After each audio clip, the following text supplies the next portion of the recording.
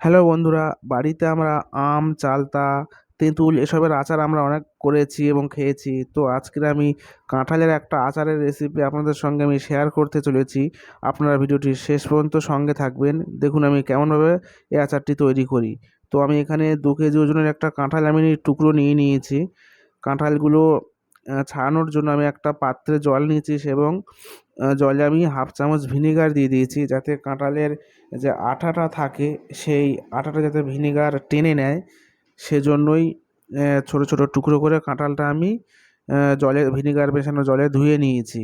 দেখুন এর গায়ে থেকে আঠাটা চলে গেছে এবং হাতে আমি একটু তেল দিয়ে নেব। আপনারা জানেন যে কাঁঠালের গায়ে অনেক আঠা থাকে, তো খোলাটা ছাড়ানোর সময় হাতে লেগে যেতে পারে, সেজন্যই হাতে একটু তেল আমি লাগিয়ে নিয়েছি।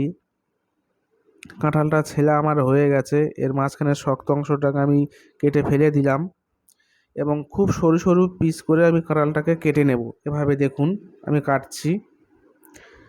তো আমার এখানে কাটা পুরো সম্পূর্ণ হয়ে গেছে। আমার সমস্ত কাঁঠাল কাটা হয়ে গেছে সরু সরু পিস করে। তো আমি একটা জলে সিদ্ধ করার জন্য একটা প্যানে আমি জল বসিয়ে দিয়েছি এবং তাতে আমি পরিমাণ মতন লবণ অ্যাড করলাম, আর একটু হলুদ আমি দিয়ে দিচ্ছি, যাতে সিদ্ধর সময় যে কাঁঠালের যে হলুদের রঙটা হয় সেটা যাতে হয়। তো দেখুন আমার এখানে গ্যাসের এই অবস্থায় মিডিয়াম থেকে হাই ফ্লেমে আমি 8 থেকে 9 মিনিট এটাকে সিদ্ধ করে নিয়েছি। আমার কাঁঠাল এখানে সিদ্ধ হয়ে গেছে, জলটাকে আমি ঝরিয়ে নিয়েছি। দেখুন কত সফট হয়ে গেছে কাঁঠালটা। তবুও কাঁঠালের গায়ে কিছু জল থাকে, সেজন্য একটা সুতির কাপড় বিছিয়ে আমি কাঁঠালটাকে 4 থেকে 5 ঘন্টা টানা রৌদ্রে একদম শুকিয়ে নেব, যাতে এর গায়ে কোনো সামান্য পরিমাণ জল অংশ না থাকে, পুরোপুরি যাতে শুকিয়ে যায়, সেজন্যই রৌদ্রে দেওয়া। আর এদিকে মশলার জন্য আমি এখানে মৌরি নিয়ে নিয়েছি, জিরা নিয়ে নিয়েছি, কালো সরিষা এবং মেথি, আর কিছু আমি জোয়ানও অ্যাড করব, কিন্তু জোয়ানটা আমি এক্ষুনি অ্যাড করছি না। এই 4 রকম মশলা আমি আগে একটু রোস্ট করে নেই। এটাকে আমি 4-5 মিনিট মিডিয়াম ফ্লেমে ভেজে নেব এই মশলাগুলো। তারপরে হওয়ার পর্যায়ে আমি জোয়ানটাকে অ্যাড করছি, কারণ জোয়ানটা আগে থেকে অ্যাড করলে পুড়ে গেলে স্বাদটা হারিয়ে যায়, সেজন্যই জোয়ানটা লাস্টে অ্যাড করা। তো সমস্ত মশলা আমার ভাজা হয়ে গেছে। একটা মিক্সার গ্রাইন্ডারে আমি মশলাগুলো পুরো গ্রাইন্ড করে নেব। এর সঙ্গে আমি 1 চামচ কাশ্মীরি লঙ্কা ও হাফ চামচ হলুদ আমি অ্যাড করে দিয়েছি। আমার এখানে মশলাটা গুঁড়ো হয়েই গেছে। একটা ডেক্সিতে আমি ঢেলে নেব মশলাটা এবং এর সঙ্গে একটু কালো জিরে এবং পরিমাণ মতন লবণ আমি অ্যাড করলাম। নুনটা আপনারা যেমন পরিমাণ খাবেন তেমন দেবেন এবং কালারের জন্য আরও 2 চামচ কাশ্মীরি লঙ্কার গুঁড়ো আমি দিলাম।